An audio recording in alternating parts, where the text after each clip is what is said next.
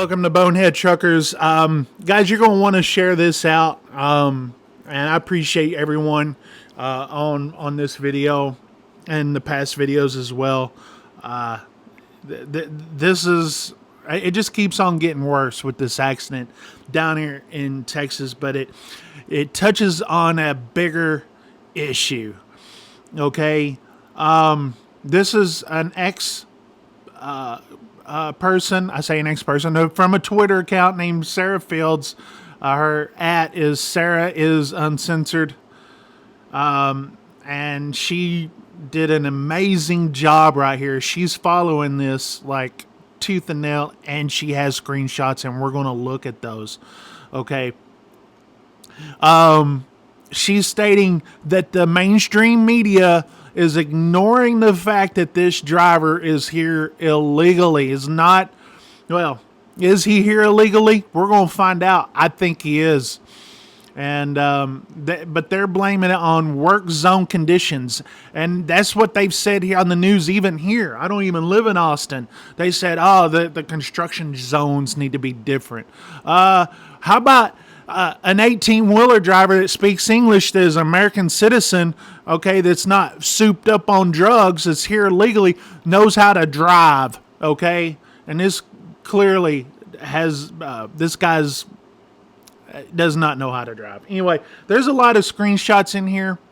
We're going to focus on the main thing. A lot of people have been asking about some things here.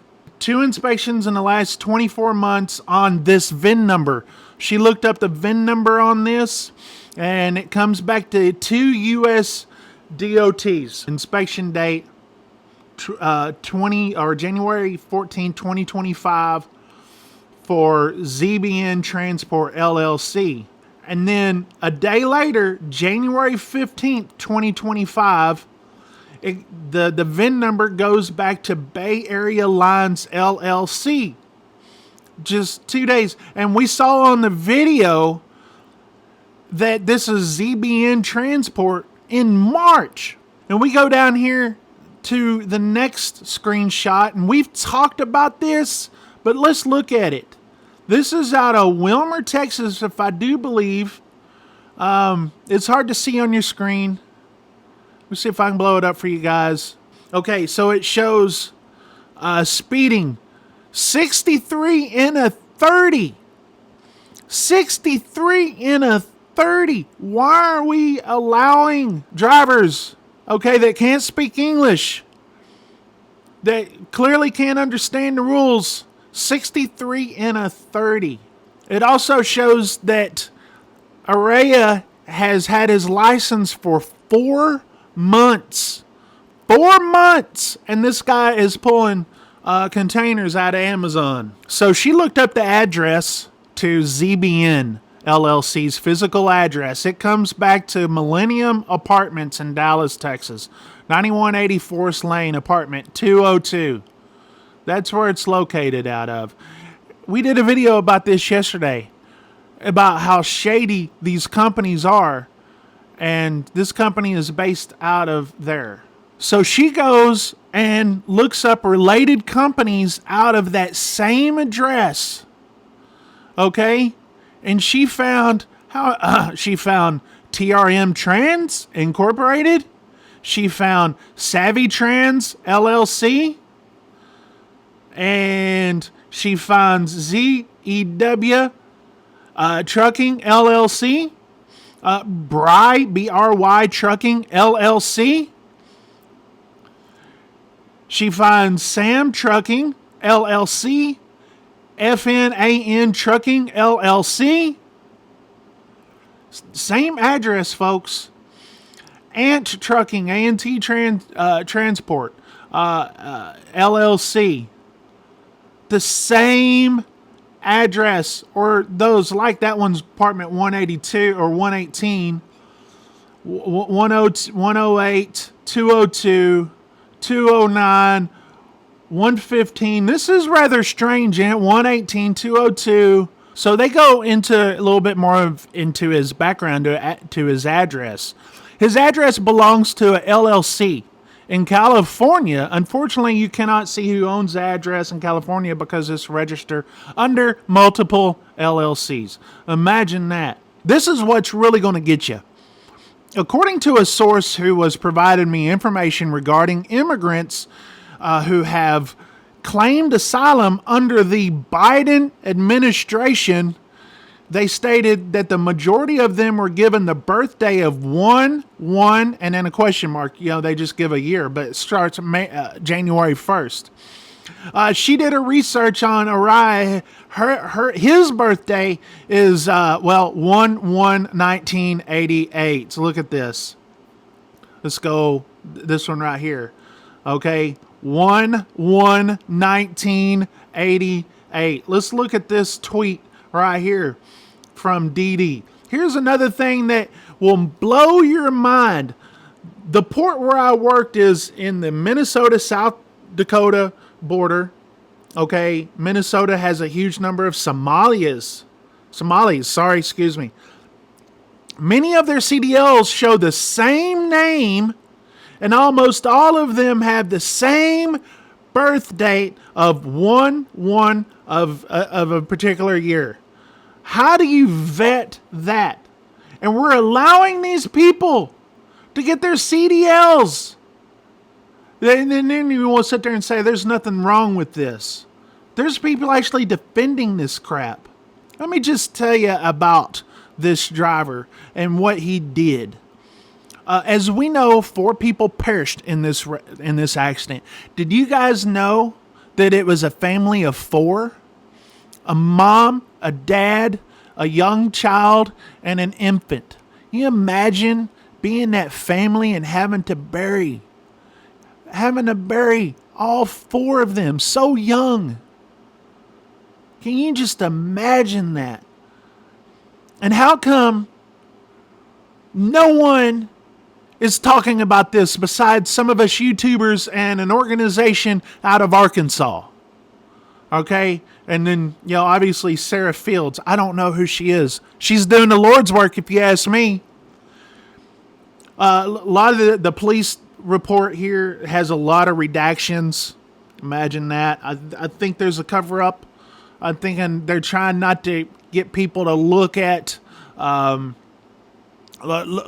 driver, and his immigration status, and seeing what the real thing is, what the real deal is. Let me tell you guys something. This needs to be priority. We got a new FMCSA administrator, right? Or at least he has to be vetted and all that kind of stuff. Once he gets started, this should be priority number 1. How come the CVSA is not saying anything about it? The DOT is not saying anything about it. The mainstream media is not saying anything. It's a bunch of people like us is saying something about it. I mean, what do we got to do?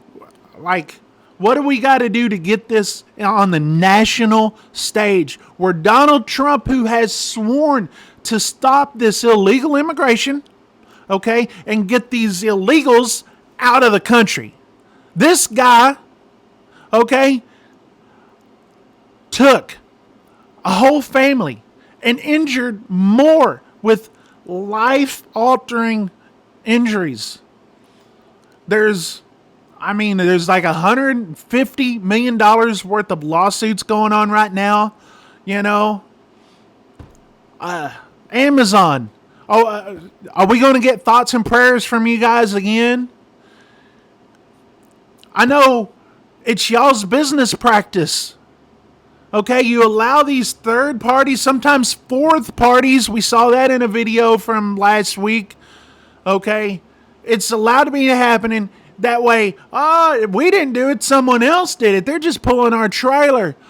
You need to fix your standards. We need to stop these companies that are based out of here that has multiple freaking trucking companies out of a small apartment complex full of Somalis that can't speak a lick of English, that shouldn't be here in the first place, over here driving a truck. Driving an 18-wheeler and running over people And no one wants to say anything about it on the mainstream level. It's just us. It's just us. I don't know how many times I get called racist because I'm bringing this up. Oh, you shouldn't do that. Oh, you just racist. Those are the same people that are probably over here on a work visa that are sitting there doing this. They're sitting there standing up for this situation. This guy. Listen, I've got a lot of people, Hispanics, people from all over the world that has come here to this country the right way and became truck drivers and doing an amazing job. But this has been a black eye on this industry for many, many years. And it takes a family of 4, a Hispanic family, by the way, a family of 4 that they have to bury,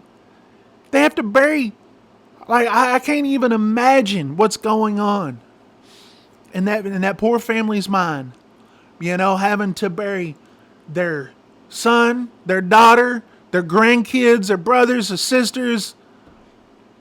I can't even imagine that pain. And we allow, the mainstream media blames it on the road construction. We're not going to blame the bigger issue. Listen, how many road constructions you drivers been out there? Huh? Where you have stop traffic and everything. You don't go barreling down through here. By the way, it's something I forgot to mention. When it says intoxication, manslaughter, this is drug use. It has nothing to do with alcohol. I know the original thought, my original video had something, I stated, my knee-jerk video when I saw this, intoxication. That's the first thing I thought, that it was, beer related or alcohol related. No, it was some antidepressants. And they state in these screenshots of the what do you call it, the police report, the affidavit warrant of arrest, that the driver was unusually calm. He wasn't distraught over what just happened. Can you imagine? Say you're going down Interstate 35 in Austin, traffic stop, maybe you're dozing off or something, and you get in an accident and you hurt people. Can you imagine how much that's going to put you through as an individual and how sorry you would feel? It's like, man, I should have got enough rest. Maybe I should have pulled it over back there in Gerald at all the truck stops back there. Something like that, right? But this guy showed no emotion. None. As a matter of fact, he went into his truck to go hide. He tried to take off. He couldn't. The truck was disabled, obviously. And he went to go hide. And then when they got him out, they arrested him. And it was like no remorse, no nothing. Guys, we've got to do something about it. We need to stop being silent on this. You guys come out to our truck show May 3rd in Calhoun, Georgia. Trust me, if we get enough people there, we'll have us a big truck. We'll have us a rally. Give me a freaking microphone, and I'll preach it even more there. Got Mid-America Trucking Show this week. I will be there interviewing people about this situation and the situation as a whole. How are we going to get this to stop? I appreciate you guys watching Bonehead Truckers. And Sarah Fields, if you watch this video, I mean, you're doing an amazing job. Amazing. Sarah Fields on Twitter, on X, bad habit. It's at Sarah is censored. Okay. Anyway, thanks for watching Bonehead Truckers.